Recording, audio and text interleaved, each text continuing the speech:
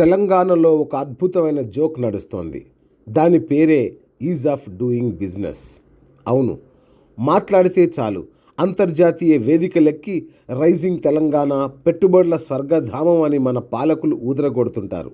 కానీ అసలు నిజం ఏంటో తెలుసా?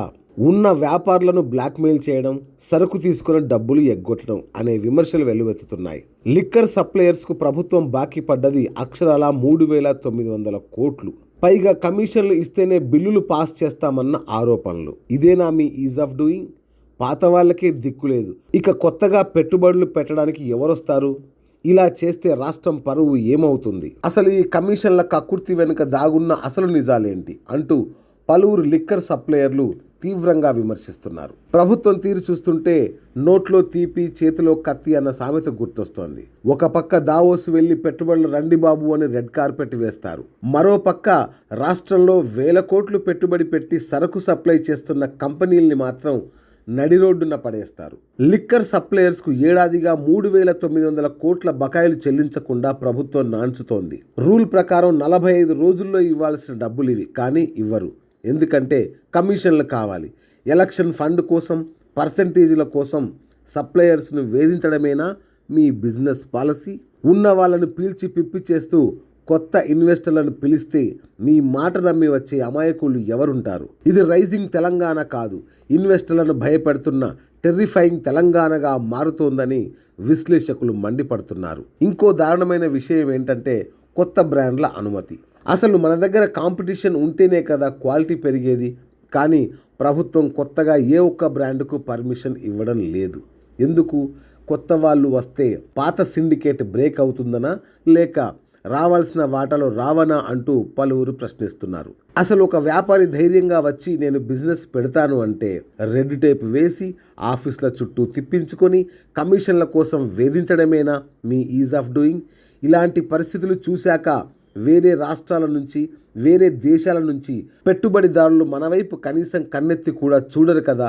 ఇది ముమ్మాటికి రాష్ట్ర భవిష్యత్తుకే ప్రమాదం అంటూ ఇండస్ట్రీ పెద్దలు ఆందోళన వ్యక్తం చేస్తున్నారు. అసలు సప్లయర్స్ ఆవేదన వింటే గుండె తరుక్కుపోతుంది. మా డబ్బులు మాకు ఇవ్వండి మహాప్రభు అని అడుక్కునే పరిస్థితికి దిగజార్చారు. ఇండస్ట్రీలో వినిపిస్తున్న టాక్ ఏంటంటే ఈ 3,900 కోట్లను కావాలనే తొక్కిపెట్టారు.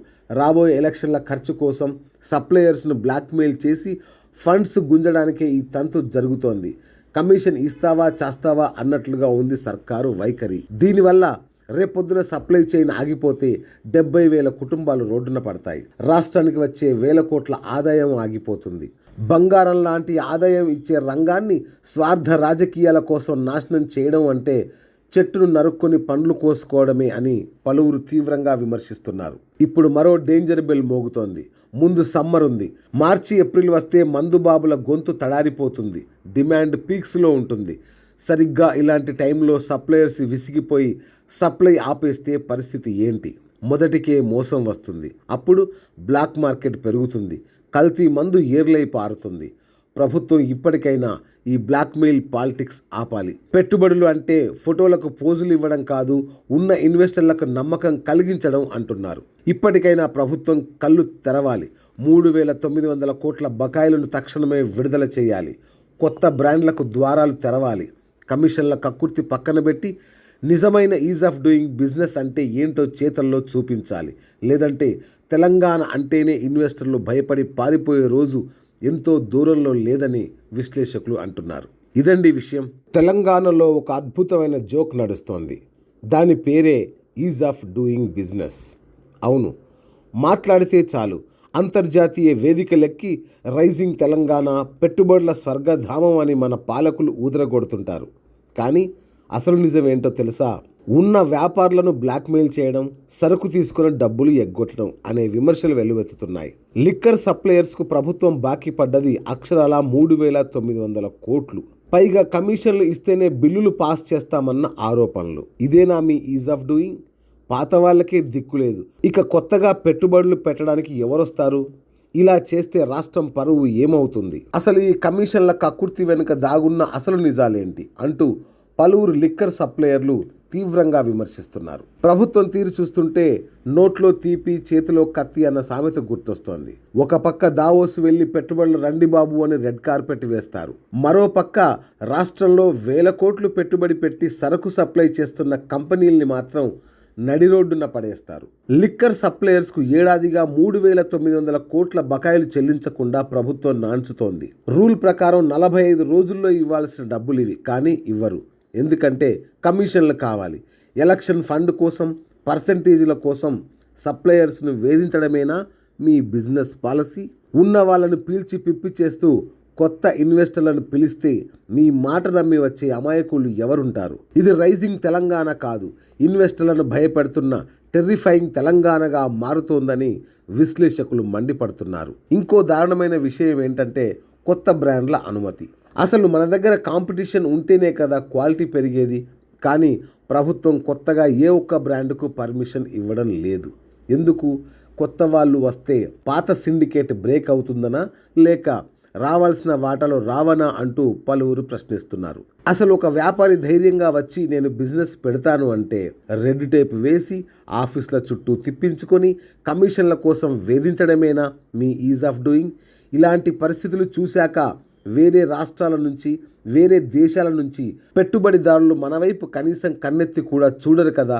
ఇది ముమ్మాటికి రాష్ట్ర భవిష్యత్తుకే ప్రమాదం అంటూ ఇండస్ట్రీ పెద్దలు ఆందోళన వ్యక్తం చేస్తున్నారు. అసలు సప్లయర్స్ ఆవేదన వింటే గుండె తరుక్కుపోతుంది. మా డబ్బులు మాకు ఇవ్వండి మహాప్రభు అని అడుక్కునే పరిస్థితికి దిగజార్చారు. ఇండస్ట్రీలో వినిపిస్తున్న టాక్ ఏంటంటే ఈ 3,900 కోట్లను కావాలనే తొక్కిపెట్టారు.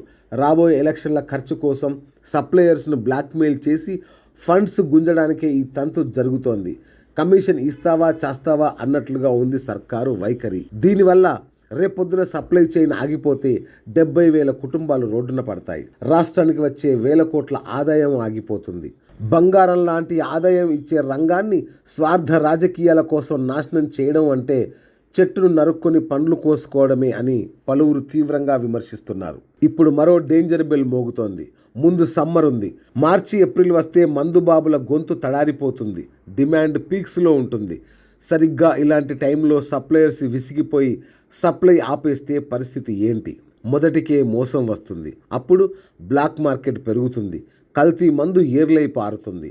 ప్రభుత్వం ఇప్పటికైనా ఈ బ్లాక్మెయిల్ పాలిటిక్స్ ఆపాలి. పెట్టుబడులు అంటే ఫోటోలకు పోజులు ఇవ్వడం కాదు, ఉన్న ఇన్వెస్టర్లకు నమ్మకం కలిగించడం అంటున్నారు. ఇప్పటికైనా ప్రభుత్వం కళ్ళు తెరవాలి. 3,900 కోట్ల బకాయిలను తక్షణమే విడుదల చేయాలి. కొత్త బ్రాండ్లకు ద్వారాలు తెరవాలి. కమిషన్ల కక్కుర్తి పక్కన పెట్టి నిజమైన ఈజ్ ఆఫ్ డూయింగ్ బిజినెస్ అంటే ఏంటో చేతల్లో చూపించాలి.